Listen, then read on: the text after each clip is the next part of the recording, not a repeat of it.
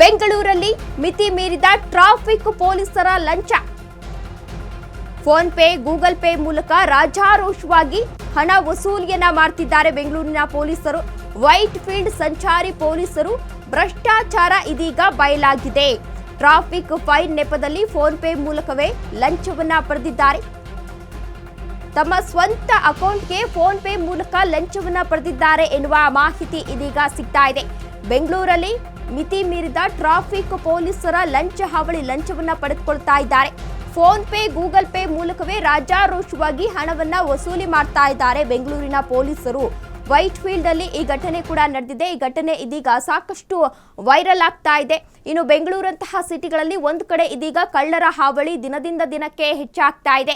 ಇದೇ ವಿಚಾರಕ್ಕೆ ಸಂಬಂಧಪಟ್ಟಂತೆ ಪೊಲೀಸರು ಯಾಕೆ ಹೈ ಅಲರ್ಟ್ ಆಗಿಲ್ಲ ಎನ್ನುವ ಪ್ರಶ್ನೆ ಎದುರಾಗ್ತಾ ಇದೆ. ಅದರ ಬೆನ್ನಲ್ಲೇ ಇದೀಗ ಪೊಲೀಸರು ಕೂಡ ಈ ರೀತಿ ವಂಚನೆಯನ್ನ ಮಾಡ್ತಿರೋದು, ಪೊಲೀಸರೇ ಈ ರೀತಿ ಮಾಡಿದ್ರೆ ನಮ್ಮಂತವರ ಗತಿ ಏನು ಎಂದು ಸಾರ್ವಜನಿಕರು ಆಕ್ರೋಶ ಹೊರಹಾಕ್ತಿದ್ದಾರೆ. ಫೆಬ್ರವರಿ 21ರಂದು ವರ್ತೂರು ಕೆರೆ ಬಳಿ ಒನ್ ವೇನಲ್ಲಿ ಬಂದಿತ್ತು.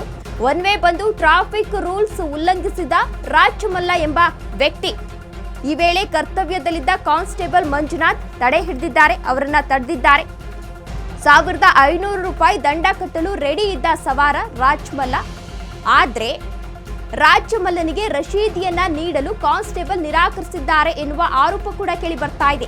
ಕೊನೆಗೆ 500 ರೂಪಾಯಿ ಫೋನ್ ಪೇ ಮಾಡಿಸಿಕೊಂಡು ಕಳಿಸಿದ್ದಾನೆ ಮಂಜುನಾಥ್. ಕಾನ್ಸ್ಟೇಬಲ್ ಮಂಜುನಾಥ್ ಇಮೇಲ್ ಮೂಲಕ, ಫೋನ್ ಪೇ, ಗೂಗಲ್ ಪೇ ಮೂಲಕ ಇದೀಗ ಹಣವನ್ನ ಪೇ ಮಾಡಿಸಿಕೊಂಡು ಕಳಿಸಿದ್ದಾನೆ ಎನ್ನುವ ಮಾಹಿತಿ ಕೂಡ ಸಿಗ್ತಾ ಇದೆ. ಈ ರೀತಿ ಪೊಲೀಸರೇ ಈ ರೀತಿ ಮಾಡಿದ್ರೆ ಜನಸಾಮಾನ್ಯರ ಗತಿ ಏನೋ ಬೇಲಿಯೇ ಎದ್ದು ಹುಲ್ಲು ಮೇಯ್ದಂತೆ ಎನ್ನುವ ಗಾದೆ ಈ ಕ್ಷಣಕ್ಕೆ ನೆನಪಾಗಬಹುದು. ನಮ್ಮನ್ನ ರಕ್ಷಣೆ ಮಾಡೋರು ಪೊಲೀಸರೇ ಆಗಿರ್ತಾರೆ. ಅವರೇ ಈ ರೀತಿ ಮಾಡಿದ್ರೆ ನಮ್ಮಂತವರ ಗತಿ ಏನು ಎನ್ನುವ ಪ್ರಶ್ನೆ ಕೂಡ ಇಲ್ಲಿ ಎದುರಾಗ್ತಾ ಇದೆ.